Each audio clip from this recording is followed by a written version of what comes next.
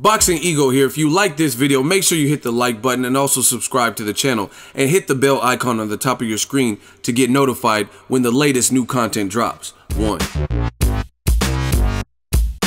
What up, Fight World? It's your boy Ego and I'm back with some more boxing. Make sure you smash the like button and subscribe to the channel for the latest and greatest in boxing. And we working, and I'm happy because the heavyweight division is back. Again, like and subscribe. Now, I just read an article on Sky Sports. Shout out to them. Link in the description. Eddie Hearn was doing an interview with Sky Sports, and he was talking about what's next for one of his prize pupils, his star, Anthony Joshua, who is now the IBF and WBA champion. He got the IBF last year, I think it was, against Charles Martin in a one-sided fight, and Tyson Fury failed a drug test, making some of his belts available, so that's how he ended up getting the WBA when he fought Klitschko. They fought for the vacant belt. Great fight, instant classic. Now, just to keep you guys all caught up to speed, heavyweight division is back. You have Shannon Briggs, let's go champ. They just did a press conference. He's fighting for a version, I believe, of the WBA against Fresh Oquendo. Yeah, Joshua Klitschko just came up. Wilder called out Joseph Parker, but Parker just ended up fighting the Raz dude. I don't think he looked great in that fight, but he's still a champion out there. Wilder called out Joshua as well. So there's some fights to be made. Now, Joshua does have, since he has two belts, his IBF mandatory is Kubrat Pulev, who lost to Klitschko. But Klitschko's Klitschko. Just because you lose, triangle theories don't work. Just because you lose to Klitschko doesn't mean you'll lose to Joshua because Joshua beat Klitschko, because Joshua had to walk through flames to get that victory over Klitschko. Plus, Klitschko and Joshua, there's similarities, but they don't fight exactly the same. You know what I mean? And tip for tat, fighters don't have the exact same speed, exact same chin, exact same ring IQ, timing. You know what I'm saying? People sometimes learn from losses and get better or have better training camp, so you can't really judge it off of that. And what Eddie Hearn is basically saying, I'll read some quotes, but I'll kind of paraphrase. He says, we have a mandatory challenger in Kubrat Pulev for the IBF. We have a situation with Wladimir Klitschko where we would like to make that fight again. He's basically saying that fans and broadcasters would like to do that fight with Klitschko again, and Wladimir is currently on holiday for 2 weeks, and he will make a decision when he returns. If that's a fight that Wladimir wants, I feel like that will be next for Joshua. So, interesting thing about that. First of all, Klitschko, 41 years old, hell of a performance. Him and Joshua put up an instant classic to me. I thoroughly enjoyed that fight. I have no problem with the rematch. It's kind of a courtesy thing. Klitschko, even though he wasn't the champion, he still put up his lineage, his legacy, his name, and helped fill up that 90,000 seat Wembley, and gave you an opportunity, even though Joshua had the IBF belt and the other one was vacant. Because the only way that in boxing, from what I've seen, where stars ascend, it's because they beat the man who was formerly the man, and that's what happened with Joshua. So just because he gave you that courtesy, even though he wasn't a champion, you know what I mean, a rematch wouldn't be bad as a courtesy. I mean, give him a chance to get some get back. I know it was a little bit different because there was a rematch clause, but it reminds me of Eric Morales. He was a little bit older. He fought Danny Garcia, but as a champion, and Garcia was the challenger, beat him, there was a rematch clause, so Garcia had to fight him again, right? Now, this fight, I don't know if there's a rematch clause or not, but either way, it was a good fight. It was a fun fight. I think it'll make money. The first fight was a classic, so I wouldn't mind a rematch. But it's all dependent on Klitschko. He just came off of a hard loss, a hard-fought fight for 11 rounds, so he deserves a vacation. But Eddie Hearn is saying if that's what Klitschko wants, then that's what we want. And obviously, you got to look at it from a business perspective. Joshua, his confidence should have grown. He even said post-fight, I have the power to stop anybody. That's what this fight proved to me. And I'm sure he'll learn from that. He did get gassed in spots. I think it took like 3 rounds for him to fully recover from being dropped and throwing so many punches when he dropped Klitschko in rounds 5 or 6. So it's a good fight. It's a good learning fight, and it's an experience fight that young fighters need. So I'm okay with it. But at 41 and coming off a stoppage, we don't know. Maybe Klitschko is obsessed again and he wants it immediately, but he might not want that. You know what I mean? Because people will say he's done if he gets stopped again by Joshua. You know what I mean? How does he bounce back from that? So it's kind of, he's in between a rock and a hard spot. Going in against this young, strong, hungry lion who already stopped you, you know what I mean? But it's a big risk because you have a chance to redeem yourself by beating him, but you also have a chance of being exiled into kind of pushed towards the door of retirement if it's a repeat. And sometimes fights in the rematches, whoever won, sometimes it's easier for them in the second fight, a la Floyd Mayweather versus Marcos Maidana or Jose Luis Castillo. Just because the first fight was a classic or a close, competitive, contested contest really doesn't mean the second one will be like that, right?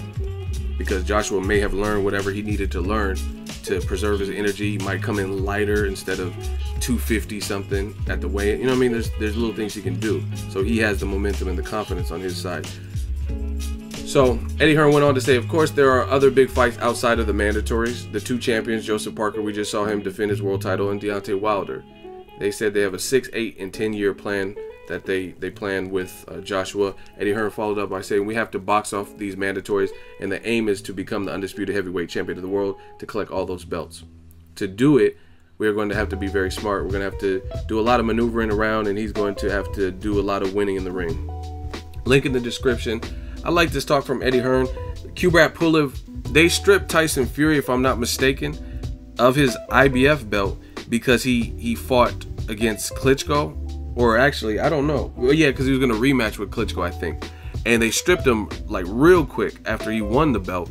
And they stripped him and made that belt available to Charles Martin and the Glasgow in that particular fight, Glasgow or whatever. And that fight was kind of lackluster, ended in a weird way. Glasgow, he twisted up his leg and Charles Martin won, and then Anthony Joshua would later beat him for the IBF.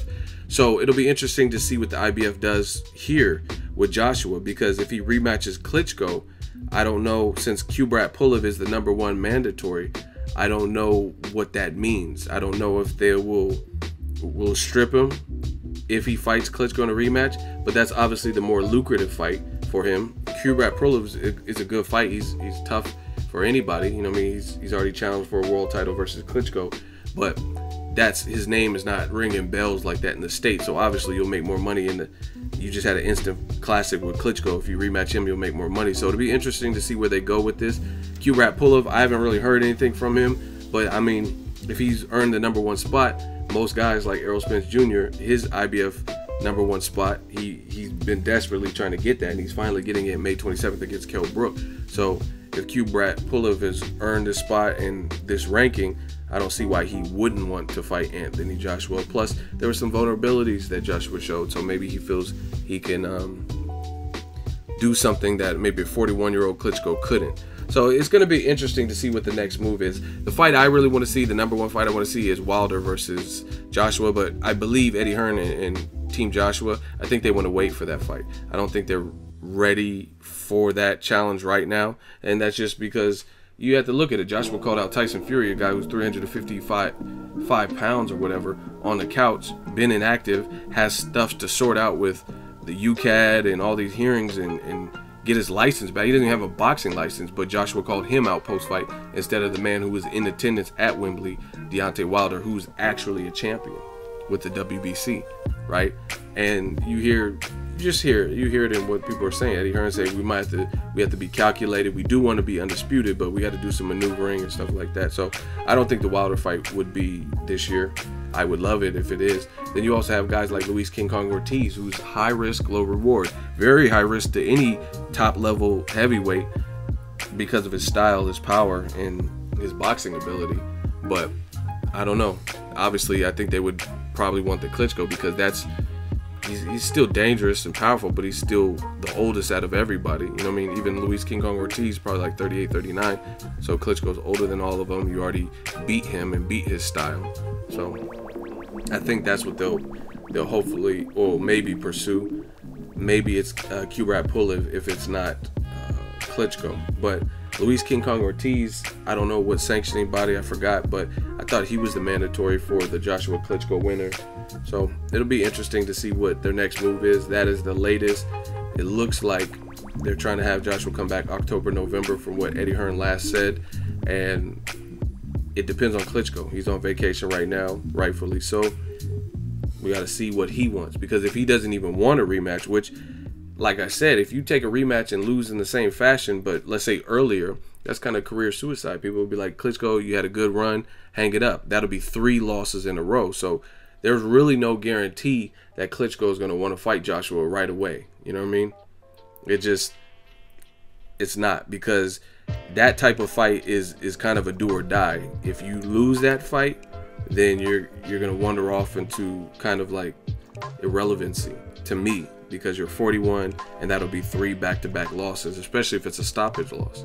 You know what I mean? People are going to be like, okay, Klitschko, you're no longer in your you know what I mean? It'd be kind of like an Anderson Silva.